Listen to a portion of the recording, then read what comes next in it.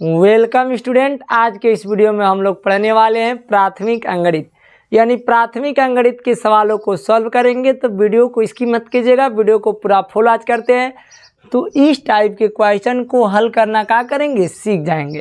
तो हमारे पास क्वेश्चन दिया है कि एक व्यक्ति अपनी आय का, मतलब कोई व्यक्ति है जितना कमा रहा है ना उसका 60% राशन पे खर्च कर दे रहा है और उसके बाद से उसके पास जितना अब शेष धन बच जा रहा है, 60% खर्च करने के बाद जितना बच जा रहा है, अब क्या कर रहा है कि 25% कपड़ा पे खर्च कर दे रहा है।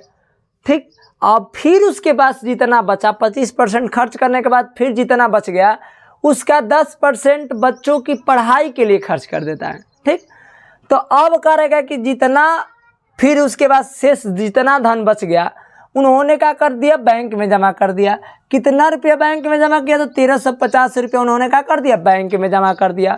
तो बताना है कि उस व्यक्ति के पास टोटल आय कितना था, मैंने टोटल उन्होंने कितना कमाया कि क्या किया, 60% राशन पे, 25% कपड़ा पे, 10% बच्चों की पढ़ाई पे खर्च करने के बाद 1350 रुपया क्या कर दिया, बचा लिया।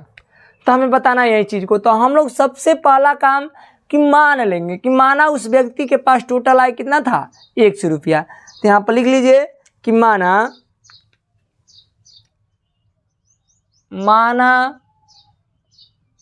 उस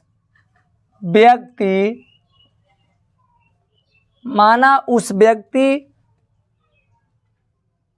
का आय, मान लेंगे कि उस व्यक्ति का आय टोटल कितना है, 100 रुपया।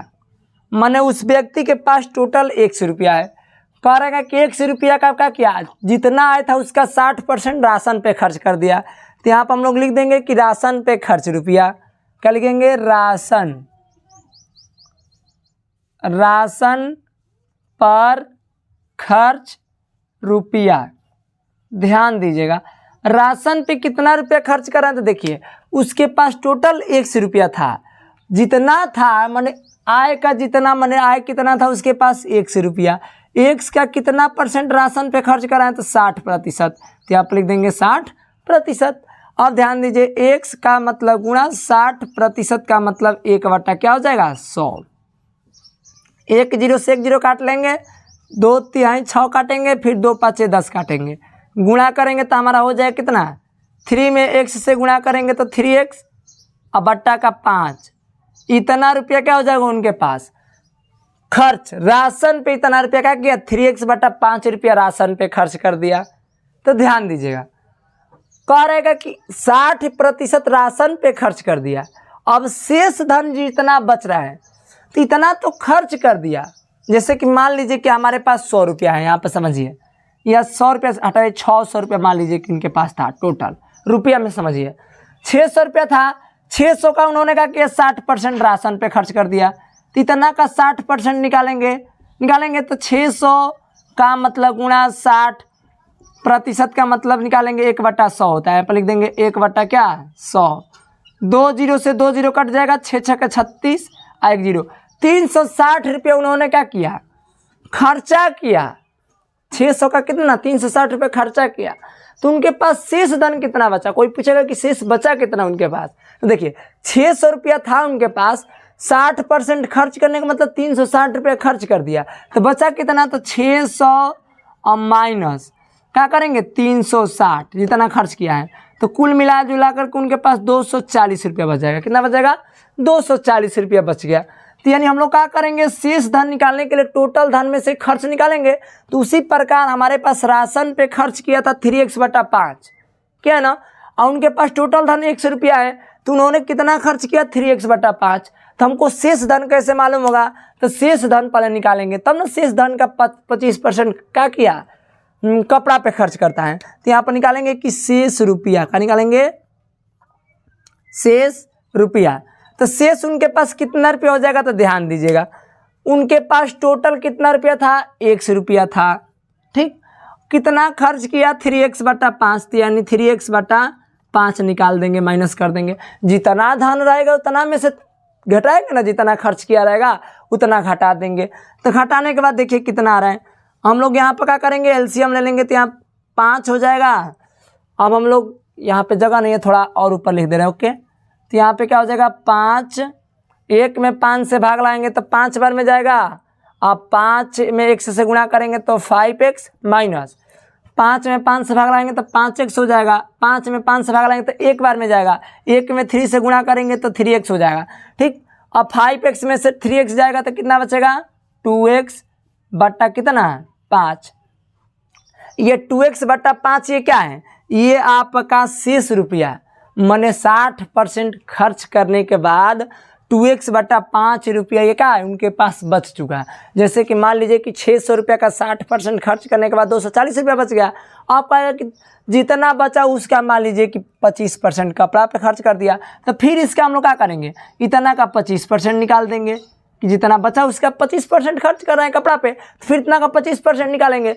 तो सेम उसी प्रकार इसका निकालेंगे, लिखेंगे का कि शेष रुपया का, यहाँ पे लिख देंगे ऐसे कि शेष रुपया का क्या 25% कपड़ा पे खर्च करता है। यहाँ पे लिख लीजिए शेष रुपया का कितना 25% कपड़ा, 25% का कपड़ा पर खर्च रुपया, खर्च बराबर डायरेक्ट खर्च लगा दीजिए, खर्च रुपया या खर्च बराबर। तो शेष रुपया का माने शेष जितना उसके पास रुपया बच रहा है, कितना बच रहा है 2x बट्टा 5 बच रहा है, क्योंकि हम लोग को शेष यहाँ पे इतना ही ना बच रहा है, तो इसका 25% निकाल देंगे। यानी जितना बच रहा है उसका 25% क्या कराएं, कपड़ा पे खर्च कराएं, तो उसका निकाल दीजिए कपड़ा पे कितना खर्च कराएं। तो शेष का, तो शेष कितने पास है 2x बट्टा 5 का कितना परसेंट 25% कपड़ा पे खर्च करा था, तो 25% निकाल देंगे। अब हम लोग क्या करेंगे, निकालिए 2x बट्टा 5 का मतलब गुणा 25% का मतलब 1 बट्टा क्या होता है 100, 25 चौका 100 कटा लेंगे। अब हम लोग का यहाँ 2 से भी कटा लेंगे, 2 दूना का 4, गुणा करेंगे तो ऊपर कितना हो जाएगा x, ऊपर x ही ना है x बट्टा 5 दूना का 10। इतना रुपया उनके पास क्या हुआ शेष रुपया, माने जितना बचा है उसका 25% कपड़ा पे कितना खर्च कराएं, ये कपड़ा पे खर्च कराएं, कितना 1 बटा 10 रुपये उन्होंने कपड़ा पे खर्च कर दिया। तो अब उनके पास फिर शेष कितना बचा, नहीं समझे। अरे बाबा देखिए 240 का 25% निकालेंगे तो देखिए 240 का मतलब गुणा 25 परसेंटेज का मतलब 1 बटा 100 होगा।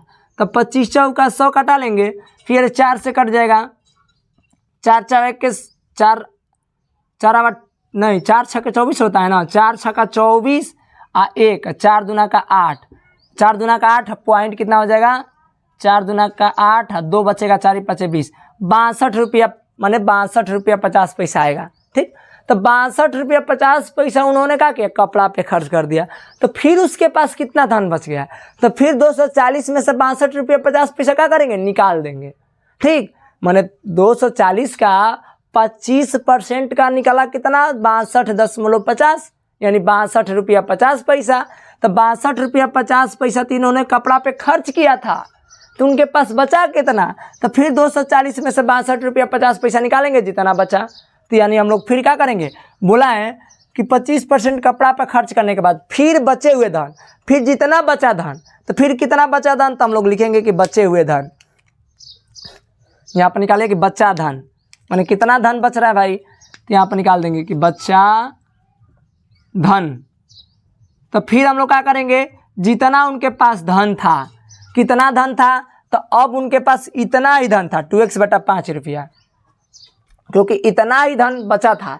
अब इतना में से क्या करेंगे, इतना तो उन्होंने क्या कर दिया खर्चा कर दिया। फिर माने यहाँ पे देखिए 600 में से ये नहीं कि 62.50 पैसा घटा देंगे तो फिर गलत हो जाएगा, क्योंकि उस टाइम उनके पास 360 रुपया बचा था, फिर 360 था तो 360 हुआ, 600 में से 360 निकाले तो 240 रुपया बचा था, फिर 240 का 25% निकालेंगे तो 240 में से 65 रुपया 50 पैसा घटाएंगे, क्योंकि उनके पास धन अब कितना था 240 था, 60% खर्च कर दिया था। तो इसीलिए हम लोग का 60% जब खर्च कर दिया था यहाँ पे, तो उनके पास कितना धन बचा था, 60% खर्च करने के बाद बचा था 2x बटा 5 रुपया बचा था। फिर इतना का 25% कपड़ा पे खर्च कर दिया तो x बटा 10 रुपया कपड़ा पे खर्च हुआ रुपया में। तो फिर इसका बचा हुआ धन निकालेंगे, तो फिर इतना में से क्या करेंगे, इतना को माइनस कर देंगे।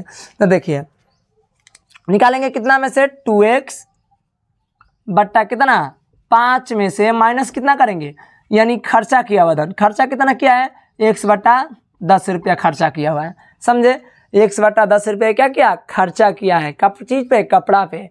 तो यानी निकालेंगे, तो अब यहाँ पर दोनों का एलसीएम लेंगे तो कितना हो जाएगा 10, 5 दूना का 10, 2 दूनी के 4x, माइनस 10 में 10 से भाग लाएंगे तो एक बार में x हो जाएगा, ठीक। अब हम लोग हटाएंगे तो कितना बचेगा 3x बट्टा कितना बचेगा 10। कोई दिक्कत, 3x बट्टा 10 ये क्या हुआ, उनके पास बचा धन। जब 25% कपड़ा पे खर्च कर दिया जितना बचा था, तो उसके बाद से 25% खर्च माने 1 बट्टा 10 रुपया खर्च किया था, फिर इतना निकाल दिए टोटल जितना बचा था उसना में से ये खर्च रुपया निकालने के बाद उनके पास अब कितना धन बचा, 3x बट्टा 10 रुपया बच चुका।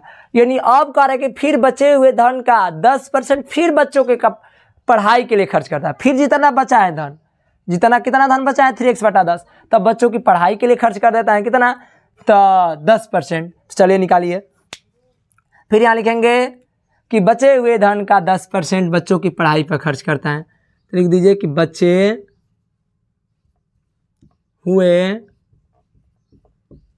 हुए धन का क्या करता है 10%। ये 10 को थोड़ा ऊपर लिख दे रहे हैं क्योंकि जगह की प्रॉब्लम है, ठीक।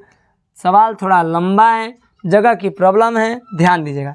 तो आप लिखेंगे कि बचे हुए धन का कितना परसेंट, 10%। बचे हुए धन का 10% बच्चों की पढ़ाई पर खर्च। बचे हुए धन का 10% बच्चों का लिखेंगे, बच्चों की पढ़ाई पर खर्च। अब निकालिए कितना, बचे हुए धन का 10% बच्चों की। तो आपको मिटा दे रहे हैं, इतना समझाने के लिए बहुत है। क्योंकि देखिए जितना बचा, पहला काम कि 600 रुपया था, 600 का 60% निकाल दिए, 360 रुपया हुआ। 360 रुपया अब 600 में से घटा दिए कि कितना बचा धन था, 240 रुपया धन बचा। फिर जितना बचा हुआ धन था उसका 25% बच्चों की क्या कराएं, नहीं 25% कपड़ा पे खर्च करा था, फिर उसका 25% निकाले तो 62 रुपया 50 पैसा हुआ। फिर ये हम लोग का बचा हुआ धन निकालेंगे तो फिर कैसे निकालेंगे, तो 240 में से काला 62 रुपये घटा देंगे, जितना आएगा फिर वो बचा हुआ धन हो जाएगा। फिर उसका 10% निकाल देंगे कितना, बच्चों की पढ़ाई के लिए। ऐसे ही करते हैं, ठीक। तो ध्यान दीजिएगा, देखिए थोड़ा लॉन्ग आप लोग को जा रहा है लेकिन बारीकी से समझ में आएगा, ये मेरा गारंटी है। वीडियो को पूरा फुल वॉच करेंगे, वीडियो को स्किप नहीं करेंगे, तो आप लोग को पूरा गारंटी के साथ ले रहे हैं कि समझ में आ जाएगा सवाल, कितना भी लॉन्ग रहे, ठीक। तो देखो अब कह रहे हैं कि बचे हुए धन का 10% बच्चों की पढ़ाई पर, तो कितना बचा धन है 3x बटा 10। तो यहाँ पर निकालेंगे 3x बटा कितना, 3x बटा 10 का कितना परसेंट, 10% बच्चों की पढ़ाई पर खर्च कराएं। 3x बट्टा 10 का मतलब गुणा 10% का मतलब 1/100। 1 0 से 1 0 कटा लेंगे, ये तो नहीं कटेगा, तो ऊपर गुणा करेंगे तो कितना हो जाएगा, ऊपर गुणा करेंगे तो 3x अब बट्टा 10 यहाँ कितना हो जाएगा 100 हो जाएगा।